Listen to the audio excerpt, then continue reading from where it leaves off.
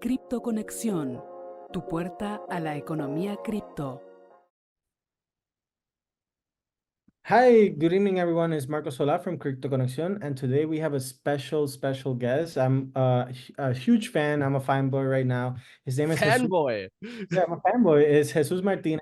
I've been watching his videos. I discovered them around December-ish, and he is really well knowledge in the crypto community. He's been making videos on YouTube for about 2 years now. You have over 25,000 subscribers now, which is really impressive in a bear market too. I don't even want to know what happens in the bull All of it market. was during the bear, yeah. Yeah. So yeah, without further ado, here's Jesus. And how do you get started in crypto, if you don't mind me asking? Oh man. So the crypto era, let's be honest, we all started during the pandemic for the most part. You either started during the 2017 ICO boom or you started during the pandemic because we were all bored. We were looking for things to do. We had these stimulus checks and we were like, what do I do with these things? And for me, I had an economics background, so I got into the stock market a little bit more. But then eventually I got a little bit bored. Okay. And my brother was talking about cryptocurrency. He didn't like it. He said it was a scam. But when he says things are a scam, he's not an economics major. So I figured I'd look into it a little bit more. And I found an opportunity there, obviously, right? So around December 2020-ish, I got into Bitcoin. I think it was at like maybe $11,000 or something like that, like 11 to 13K. I didn't put much money in it, so it is what it is. But it did give me a lesson as to what the heck Bitcoin can actually do. So when the crash happened, it was somewhere around May-ish that we'd learned about the Ronin wallet being created. That's the Axie Infinity wallet. And Mark Cuban, he put his face on it. And that was before the whole Titan coin fiasco where that thing rugged and everybody was freaking out. So he had credibility to his name in the crypto space. So I'd looked into Axie Infinity and I was a huge gamer. I've been gaming since I was 4 years old. So I wanted to mix economics with gaming because that's literally the two things that I'm most passionate about. So Axie Infinity comes along. My brother's there and he's, existing as human beings tend to do. So I gave him $700 worth of Axies for his birthday. He didn't know what the heck they did, but he got the little SLP tokens and he was very excited. A week passes, that thing doubles in price. And I go, I get it's your birthday present, but can I mess around with this thing? And yeah, I know. So I mess around with this thing and it turns into 5 figures. So he got a good amount of money off that. And it gave me an introduction to crypto. So that's kind of it. I mean, I've had experience from MMOs. I've had experience from all kinds of markets in just the regular traditional gaming space. So it was kind of an obvious match for me. Yeah, no, that's dope. And it actually kind of sounds like my story. Like, I don't have a finance degree or a major, but my dad kind of wanted me to get into the stock market, and I got into the stock market, and I also got bored. And then one of my Yeah. friends around December, he was like, "Oh, Bitcoin this, Bitcoin that." I was like, "Oh, all right, like let me check it out." So yeah, that's interesting. You say you're a huge gamer. Let's do a little icebreaker. What's your favorite game of all time, or like favorite genre, if you All can? right. I mean, okay, it depends on what I'm doing. If it's like 8 p.m. and I just got off a work shift, I want something hyper casual. But the game that I played the most is League of Legends. I am obsessed with that game. I've deleted that game since then. It's the only way I can actually do my job now. I have to play crypto games, okay? Like there's an ultimatum right now. But back then, yes, League of Legends, I was obsessed with it. I hit the top of the ladder in League of Legends, not literally ranked 1, but I hit challenger in the North American servers. I messed around in Latin America for all the Latinos out there, right? Don't go to that server, go to North America. It's an actual server. But I obsessively played that game, thousands upon thousands of matches. In fact, before I even got into content creation in crypto gaming, I was still bored during the pandemic. I went ahead and streamed League of Legends. We were growing pretty well, but it just didn't feel satisfying because once you go from playing the game for fun, being competitive, to hitting the top of the ladder, not really getting the dopamine hit anymore of playing the game at a heightened level, like, okay, I can keep going. You can't really go higher than challenger. So I lost that dopamine hit. And then it translating into like, okay, now it's just work, didn't really work for me. So I got really bored of playing League and frustrated. So I just moved on. No, cool. League of Legends is the one that has Faker, right? Yes, it is I the don't know if one. you The watched, biggest like, esports event of the year. I have to go to South Korea this year. Have to. yeah. He won last year, the champs, I think it was, right? They did. He made a comeback. I mean, predictable, but yeah, he did it again. Cool, cool. I love this. So you've been coming out for 2 years now. I believe you started with Axie. What excites you about crypto gaming in general? I mean, simply put, the little me gets really excited about the fact that things are actually progressive in the sense that, when you play these games, a lot of the time you have to go through these like black markets or these very shady places where literally you're just giving gold to someone else. Like it's nothing crazy. It's just in these games, it's not allowed to trade gold or some of these other assets, and you can get banned for these things. And God forbid you do this. And I'm like, why? Why is that the case? The most stupid thing I've ever seen in my entire life. So the fact that they're legitimizing it now with crypto gaming tokens, and this is all very traceable things, because people tend to say, oh, but crypto is very anonymous and it's very shady. But I'm like, let's be honest, this is the biggest myth in crypto. Bitcoin is a million times more traceable than fiat currencies, especially cash, if we're thinking about actual fiat. If you go to a car dealership right now, they would probably be more likely to accept Bitcoin over fiat. Like if you just offered them $200,000 worth of cash in the back of your car, there's no way they're accepting that. No way. Because of money laundering and all these other things. But with Bitcoin, I mean, you've got a blockchain. Everything is traced no matter what. Even through phishing attacks, you can find where the heck people are going at any given time. So I found that to be really neat. I find the idea of on-chain games also really cool, because all the time you'll get into these games, especially something like League of Legends, where there are these DDoS attacks that you can do that make everybody disconnect, and then the game just disappears from existence when they're losing, right? Well, if you're on a blockchain, you can't make that disappear. That's going to be there no matter what. So that excites me a lot. It's a narrative that is going to be awesome this year. Hopefully more games do it. I know Pirate Nation is one of those games on Arbitrum doing that right now, which, I love that stuff. So that's one of the big narratives there, but so many reasons to be excited for this. So many reasons. And I have a question about DDoSing and kind of like cheating and cheating the system. I remember when Axie like blew up, like you said, when you got like 5 figures from those $700 dollars worth in Axie. I remember there was a time that it kind of like got overinflated. And I believe it's because people kind of find like a hack or something that they could farm SP or SLP token. Do you think that with the blockchain it's easier to avoid that? For example, in Call of Duty, there's 100 million cheaters, like, or Apex, or a lot of these games. Every game has a million cheaters. Yeah. Right. So do you think it's easier to kind of stop that in blockchain gaming, or you don't really know the answer? Yes and no. Okay. Yes and no is a simple answer here, because yes, in the sense that, yes, it would obviously be easier to catch cheaters, but no, in the sense that the ramifications of a cheater is much higher when there are millions of dollars at stake versus you just exploiting some game for some V-Bucks. Now, with this being said, right, there are methods that people are trying out. Nobody's perfected it, so we don't know if it actually works yet, but they're called soul-bound tokens, aka if you think about a game like League of Legends, they used to have IP and RP. Now I think they just mixed them together, but you would use these like influence points to purchase champions, and that would just be the in-game currency that you earn. And then at some point, in League of Legends instance, you'd have to actually spend real money. But in a lot of these crypto games, they're just letting you transmit this in-game currency into an actual currency. So there's a little bridge involved there. It's a little bit more secure. So if there's an exploit on the soulbound token, at least the real token doesn't get hit as bad if they find it in time. So I don't think they've figured it out yet in terms of cheating. I think that's just a problem in gaming worldwide. But for sure, it's easier to trace, obviously, right? It's on a blockchain. Correct. All right. And in your channel, you talk a lot about nodes. What are nodes? Oh, yeah. And why are they so important to the crypto ecosystem in general? Yeah, the crypto gaming node guy, the king Yeah, I mean, of crypto you kinda nodes. are. Okay, I got You it. kinda So before I got into this channel, I was actually into DeFi. I had a DeFi channel, had like 30K subs. It was the same situation like League of Legends though. I just don't like doing it. DeFi is fun and all, and you make money, but like let's be honest, when everybody does that Twitter thread that says meme coins are going to onboard the next billion crypto people, and then I'm like, yeah, they're also going to make the next billion crypto people leave and get a bad impression of our space. So I'd rather not do that. And that's a big reason why I'm in crypto gaming. I think it's more legitimized. So crypto gaming nodes, why is that a narrative and why is that coming back?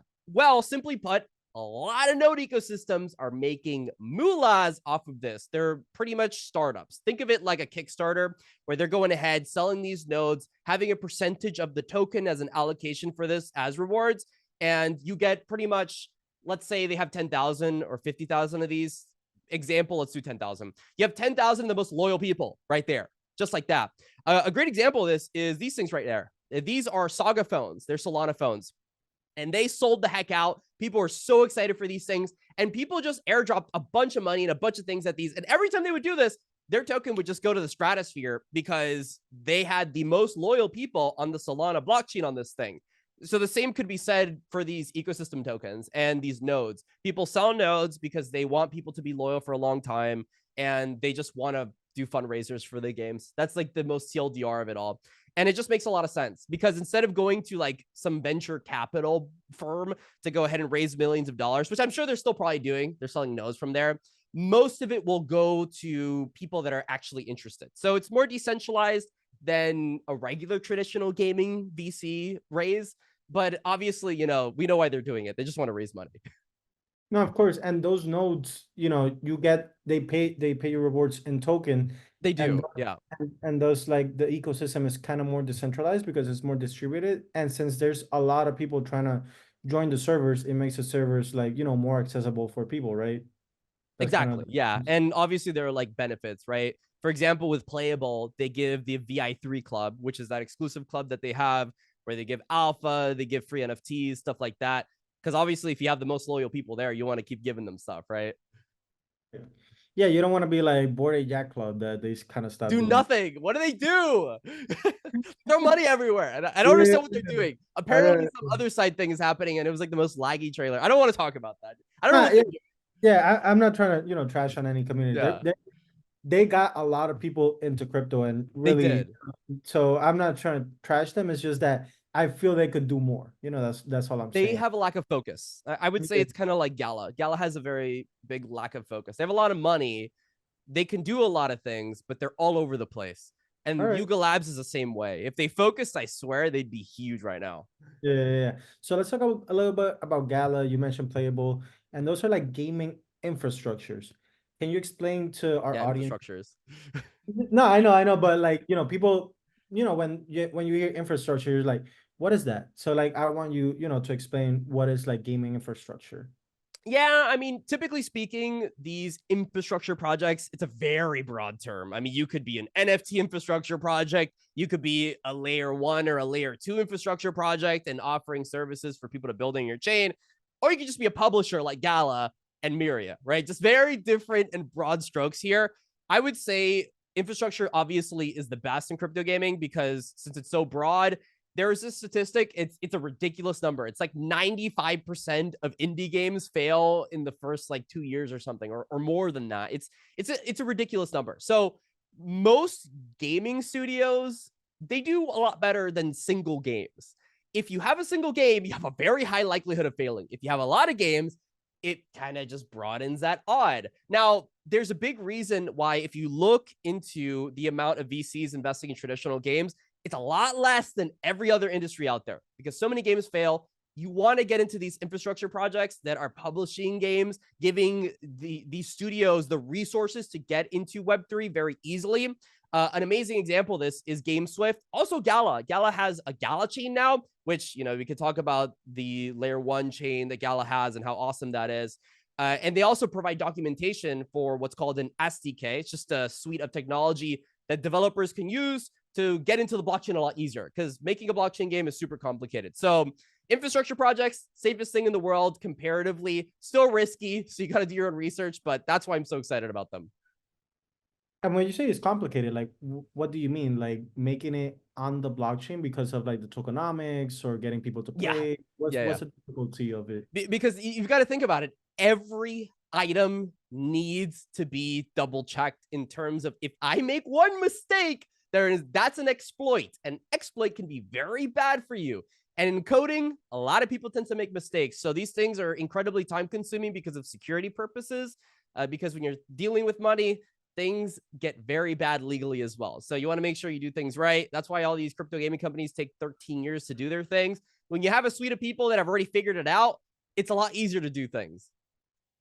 Yeah, and we have those people, a lot of those games, and we're going to mention them later, have people come from like Activision Blizzard, Epic Games. A lot of those people from the traditional Web 2, so to say, are coming into Web 3 and doing these games. Recently, you've been talking a lot about like earn to play games. Play to airdrop. Play to earn. Yeah. Correct. We see a future. Like, can you talk a little bit about those games? What kind of games are in, right now that are available to play? And will we see a future where, it's people's jobs to play these games other than like, professional, like Call of Duty players, professional League of Legends players, and that kind of stuff? Yeah, maybe. You're talking about play to earn. Play to airdrop is where people play these games before they come out to farm the token before it comes out. That's kind of like the whole node thing, but we're just talking about people that are playing video games, right? So play to earn, does that have a future? The answer is depends. Will it have a future for the average person? No, I don't think so. I think we've learned from Axie Infinity that the majority will not be able to make a living off of it. No matter how cool it was having a bunch of like Filipinos and Venezuelans and people from all over the world playing the game for me, that was awesome, but I don't think it could be really replicated sustainably. What I think is going to happen is there's going to be leaderboards. Leaderboard rewards are going to be a big thing. I think that the best gamers are going to be able to make a living, just like League of Legends and just like most competitive esports games right now. It just makes sense. It's already been tested. Is it sustainable? Well, debatable, because a lot of esports leagues are in trouble right now financially. But I'm sure it's going to be a lot easier when you have a crypto gaming token that's worth hundreds of millions of dollars that you can kind of just spin out and give to people. So I think that's where people are going to be making a living. I also think collectibles are going to be a huge narrative. Think about something like CSGO, Counter-Strike Global Offensive. They just made their CS2.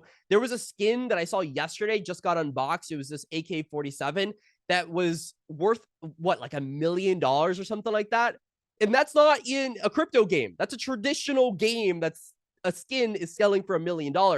Obviously, then you'd be like, well, why do I need a crypto game if I've already got this thing there? And then I'd be like, well, first off, you have to sell it in Steam, which Steam only lets you sell skins for, I think, like 10 to 20K or something maximum.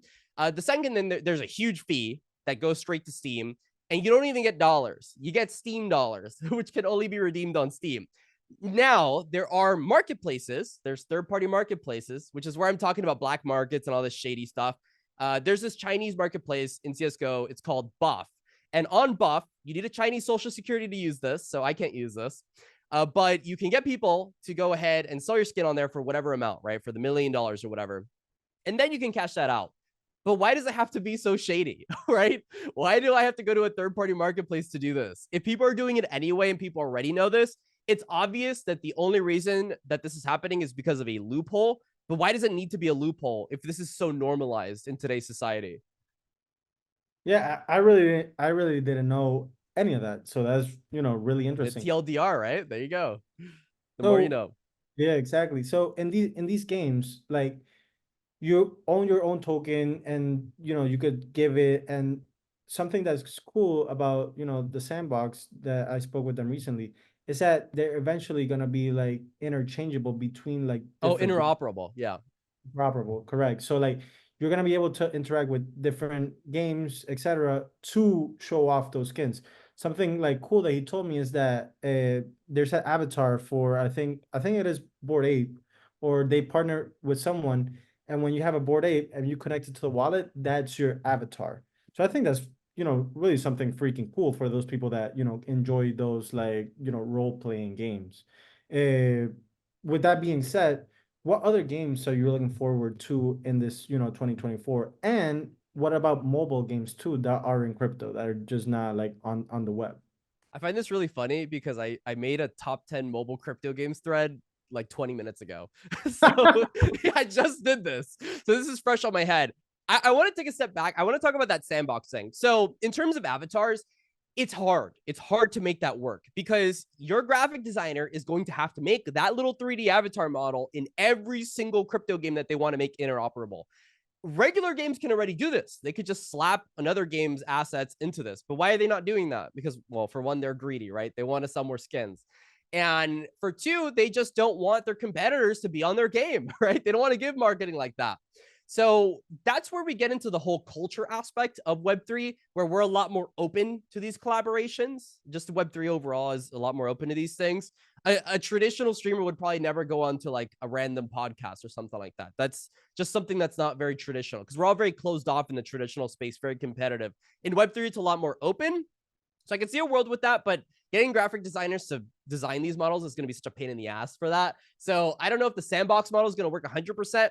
I'm very iffy about metaverses, but I'm rooting for them. Hopefully they figure out how to make it easier. So in terms of games that I'm really excited about for this month, well, hyper casual mobile gaming studio Playamber is hopping onto the space. They're doing a mint.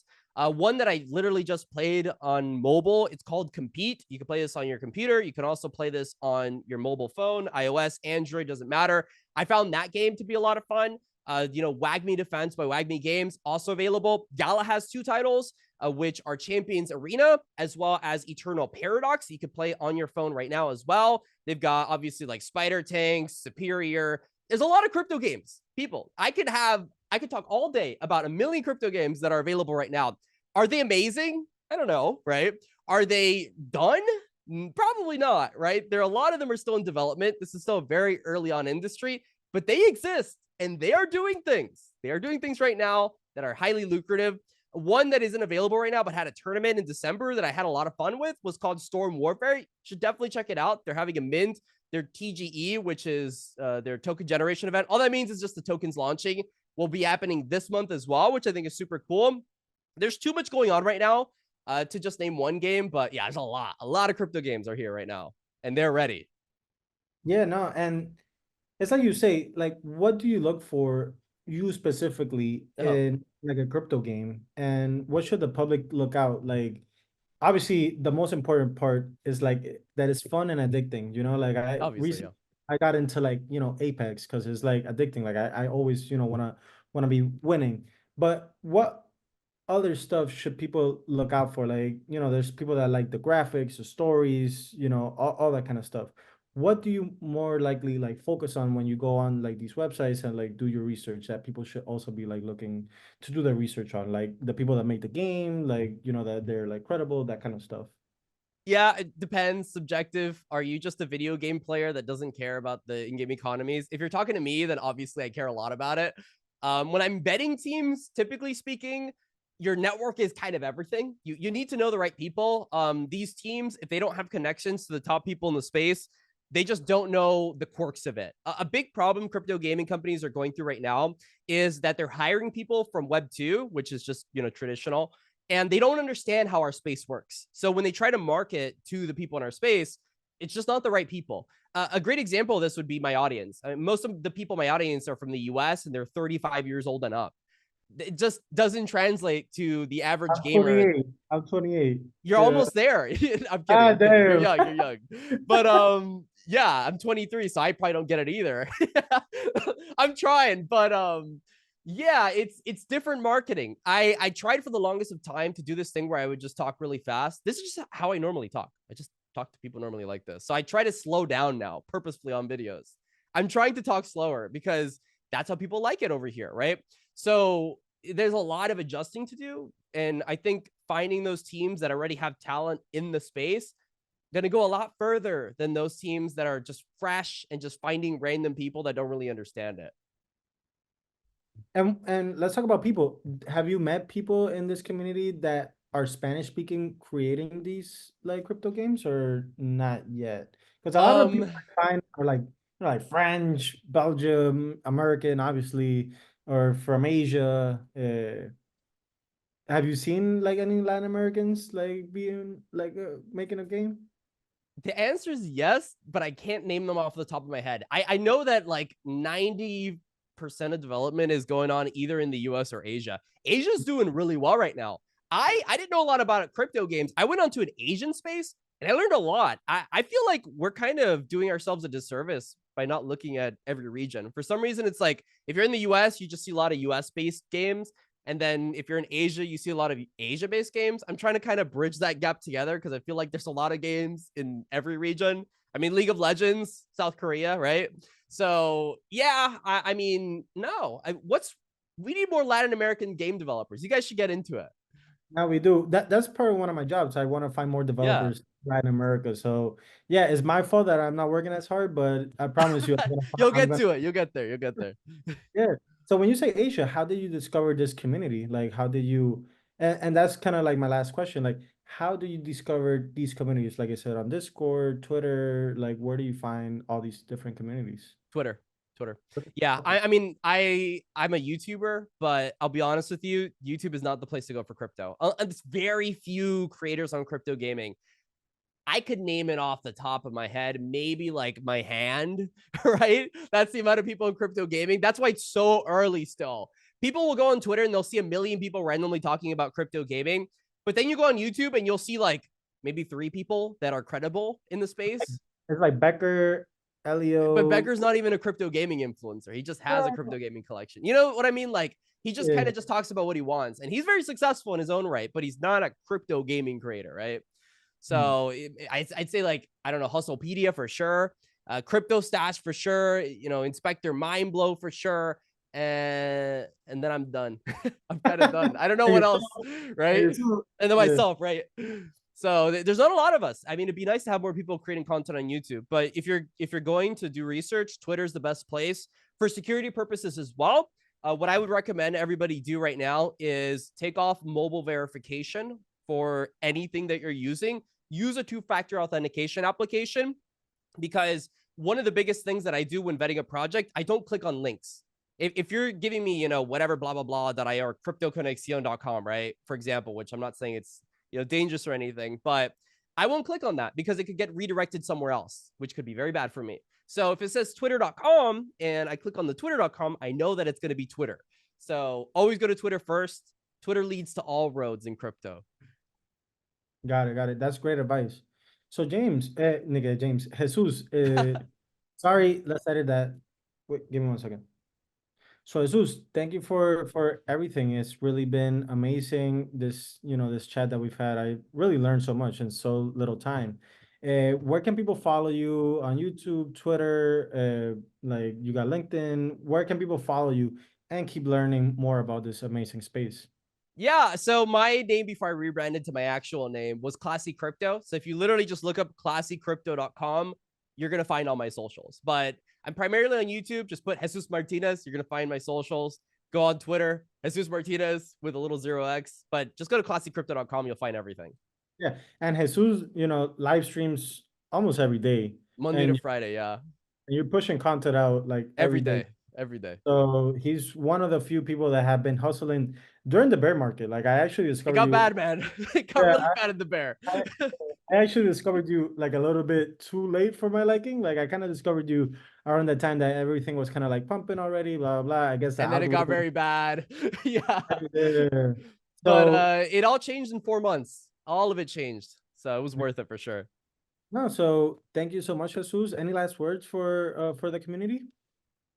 The last words is, guys, you have 2 years left. Don't sleep. You have 2 years left. The play to airdrop thing I was talking about, look into it more because there's a lot of money to be had if you have time. That's Perfect. The last thing. Perfect. Thank you so much, Jesus. I would love to bring you back in 2 years, maybe even sooner. Sounds great. To see how the video aged, see if it's like wine or milk. Let's hope it's the best wine in all of Italy. But yeah, thank you so much for your time and I appreciate you. Y para toda mi gente de CryptoConexión, thank you so much for watching the video. I really enjoyed having Jesus and I really hope that you could share this with all your family, friends, tus tías, tus abuelas, los cubanos, los boricuas, los dominicanos, de todo el mundo. Así que nos vemos como siempre hasta la luna. CryptoConexión, tu puerta a la economía cripto.